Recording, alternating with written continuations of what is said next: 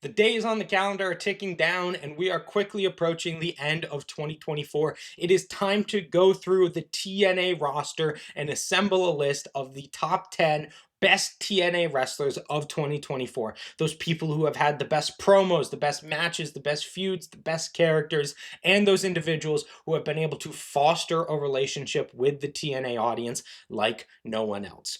I think it hasn't been a great year for TNA. They've had a lot of pretty mid matches, mid cards, not a lot of buzz around them. But this top 10 list of wrestlers is genuinely 10 of the best wrestlers in the industry today. Even though TNA has been a pretty cold product, they have some of the greatest workers, greatest characters, greatest talkers in the business today. And this video is a time when we're going to celebrate them. We're starting at number 10, going all the way up to number 1. If you guys like the video, please consider subscribing, leaving a comment, or leaving a like, as it really does help a new channel like mine to grow. But with all that being said, I am Isaiah from Hot Tag Wrestling, and we are going to get into it with our number 10 pick.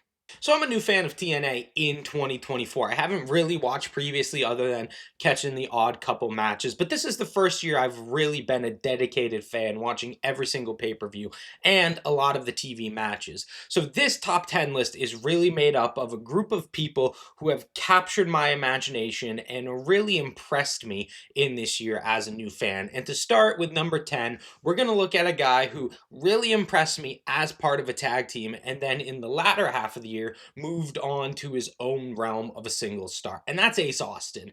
I initially watching TNA was a really big fan of ABC, pretty much solely because of the work Ace Austin had done. I thought they were easily the best tag team in the tag division, and then after Chris Bay got injured and Austin had to go off on his own singles run, I feel like he did a lot of great work in the X division. And for long TNA fans, this is probably nothing new. They've seen Ace Austin in the X division for a couple years now, but really this was my first look at him, and I was really impressed.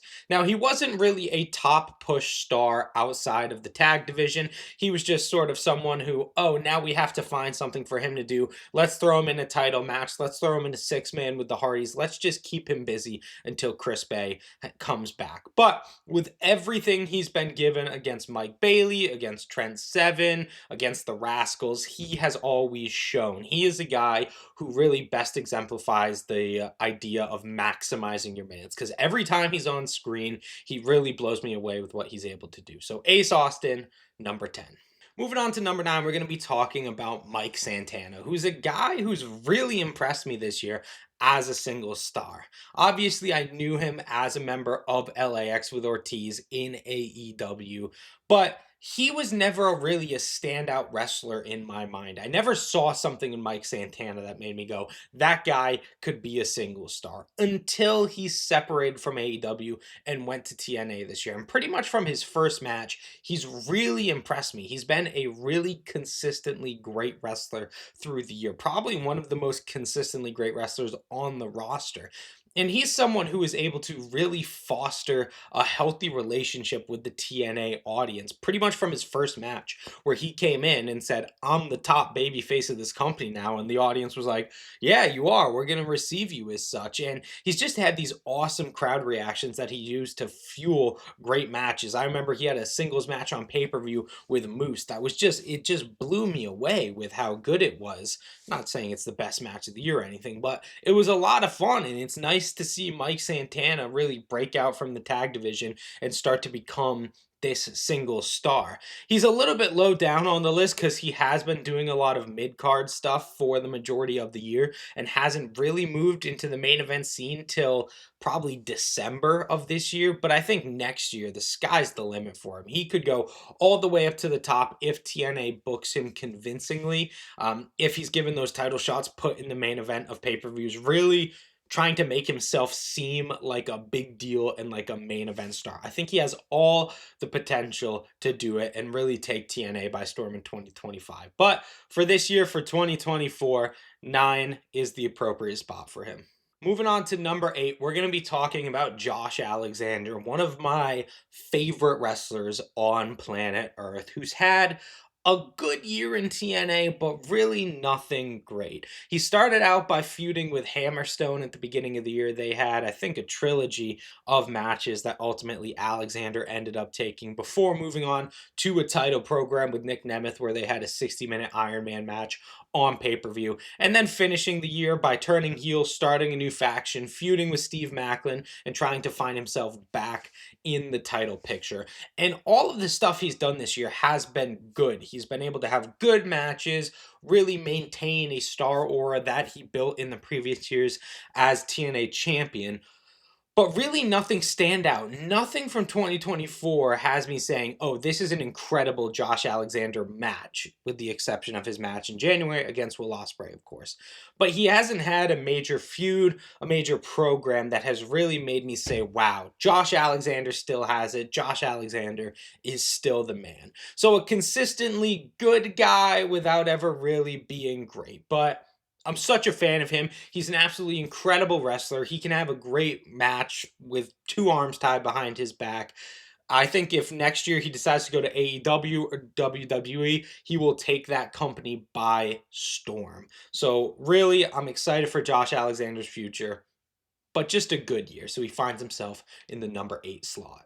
Coming in at number 7, we have Mike Bailey. And Mike Bailey being at number 7 should really show you how weirdly competitive this list was. How many really great wrestlers and great performers TNA has had in 2024. Because on none of the other lists I've made, WWE, AEW, or New Japan, have I put a wrestler so great and who's had such a phenomenal year as Mike Bailey has had this low on the list. If he were wrestling in WWE or AEW and had the same year where he just went on a run with a mid-card title, was having great matches at every turn, he would be way higher. But for some reason, and I don't really know why, because TNA has been pretty cold this year, they've just had a bunch of great wrestlers really shine.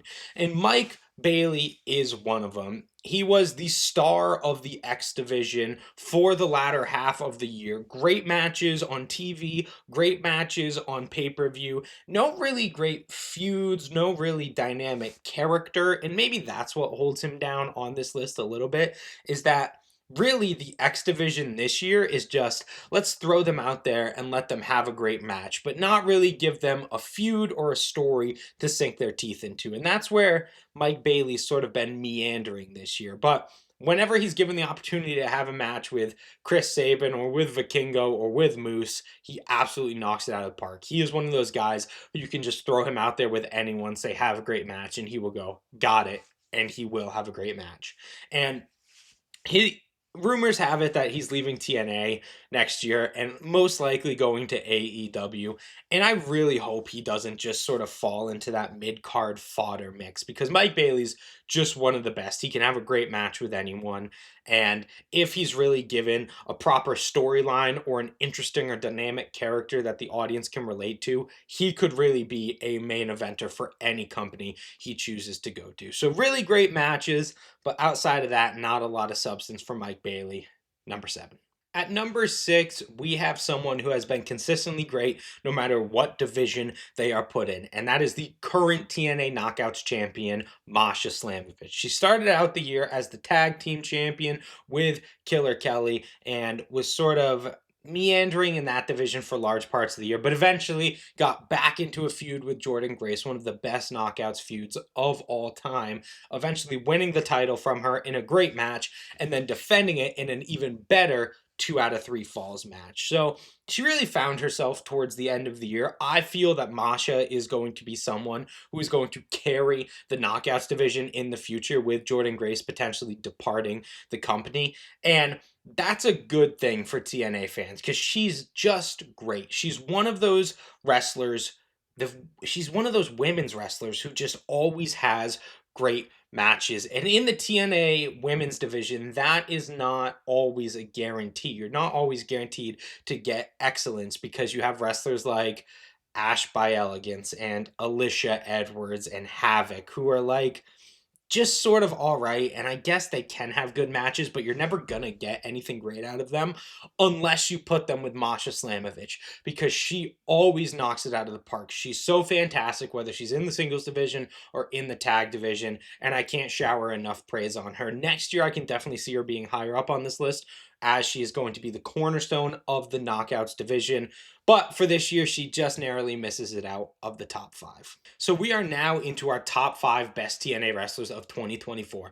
And I would have loved to put Mike Bailey or Masha Slamovich into this category, especially because I think they are way better wrestlers than who we have at number five. But the connection this guy has fostered with the audience, the charisma that he exudes every time he's in the ring, and the star power that he has built in 2024 is undeniable. That is Joe Hendry. And this is partially due to his run in the summer when he went into NXT and sort of made the wrestling internet community explode with how excited they were for him and how good they thought he was. And he's been able to parlay that in TNA to main event matches and moving himself up from a mid-carder to a main event status.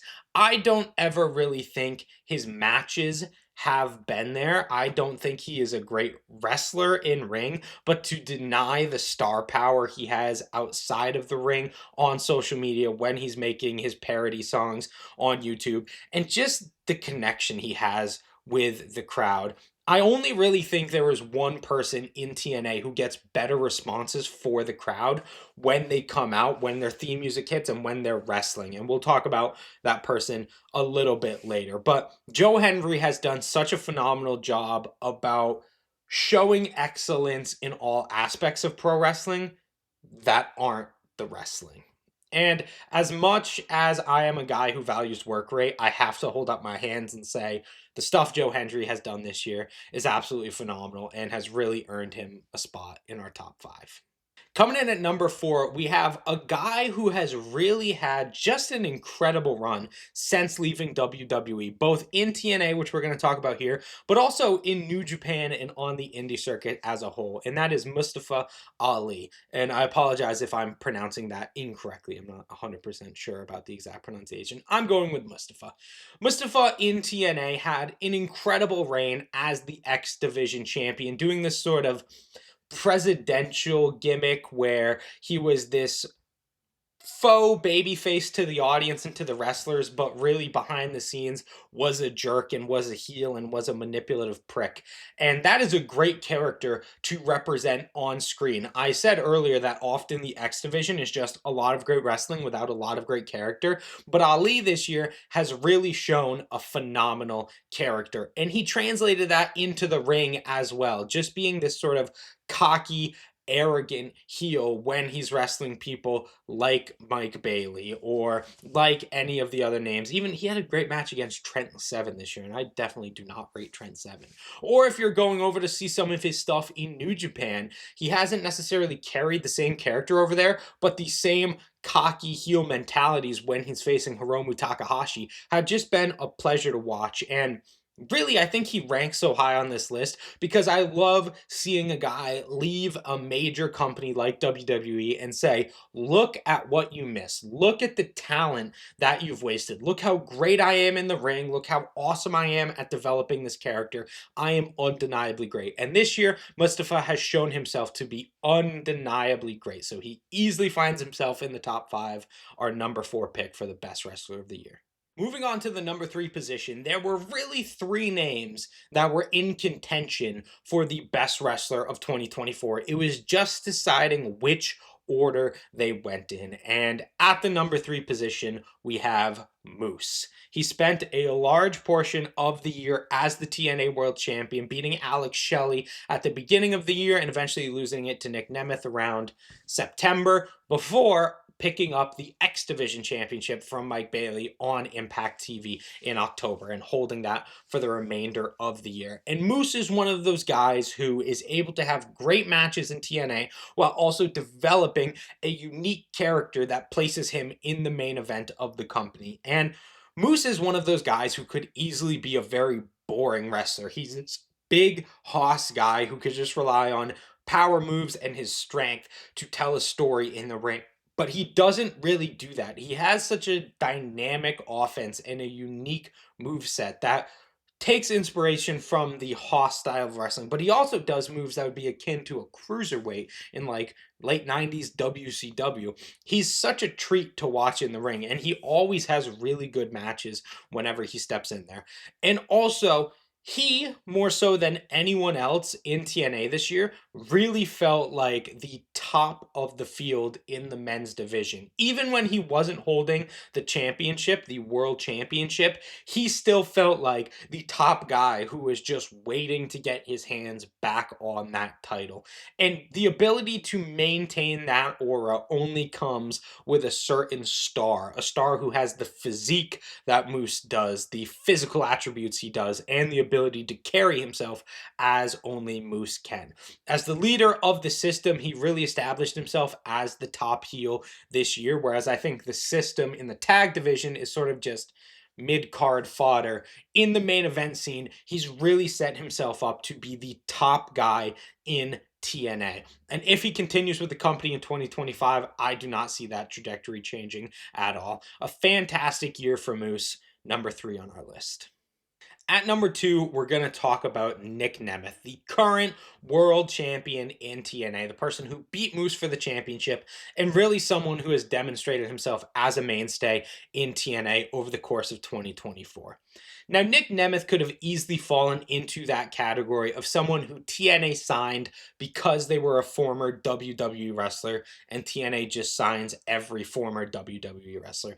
But his work in TNA, as well as his work in New Japan this year, feuding with David Finlay over the Global Heavyweight Championship, really showed that Nick is taking this seriously. He wants to be a big deal on the independent wrestling scene and in TNA. And his role as TNA heavyweight champion has really exemplified that. He has moved beyond the status of guys who just sign with TNA because that's what you do after you leave WWE, and said, no, I want to be the best on the planet. I want to get back up to that main event status in whatever company I go to. I want to show that I am the 5-tool player, the guy who can do everything. And he's done a phenomenal job at that this year.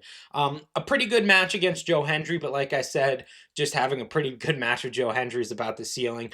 Great matches with Josh Alexander, really good stuff with Moose, good stuff with Steve Macklin earlier in the year. Pretty much everywhere he goes, he is able to have a good match. And even stars who I think aren't really up to his level, like AJ Francis or Eddie Edwards in 2024, he's able to pull something really fun out of them. His match with AJ Francis at Final Resolution was a recipe for disaster, but Nemeth was able to really craft something that was watchable and enjoyable out of it. And I think it's just completely to his credit. And one thing that I really love about Nemeth is he didn't allow himself to rest on his laurels and just be the guy who was in WWE forever. So now he's going to have sort of this glory run on the indies. He pushed himself to really find a niche in TNA, in New Japan, and show himself as a star wherever he goes. And for that reason, he is the number 2 best wrestler in TNA in 2024.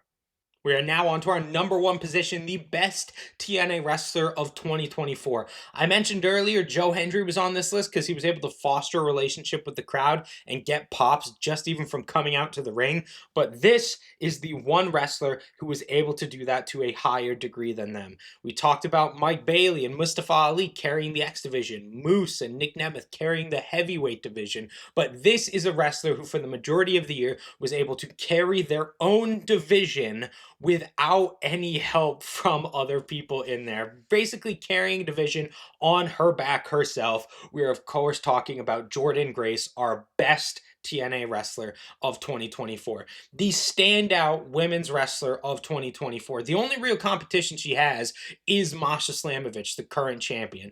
But since beating Trinity, Jordynne Grace has spent the entire year as Knockouts champion prior to losing it to Masha Slamovich and has really excelled in that role, pulling great matches out of Ash by Elegance. I shouldn't say great matches. Good matches out of Ash by Elegance, out of Rosemary, out of Alicia Edwards, out of Tasha Steeles. These wrestlers who you don't normally associate with good work rate have had good matches working with Grace because she is so undeniably great. And even when she's in there with someone who doesn't really have great matches, like she had a tag match this year where she teamed with PCO to take on Big Con and Steph Delander, a recipe for disaster. But she was the lone highlight in that match and really showed herself to be the super worker of the division. And if we look all the way back to January when she entered the Royal Rumble, the Women's Rumble was not great this year. A lot of sloppiness, a lot of botches, a lot of mistimed things.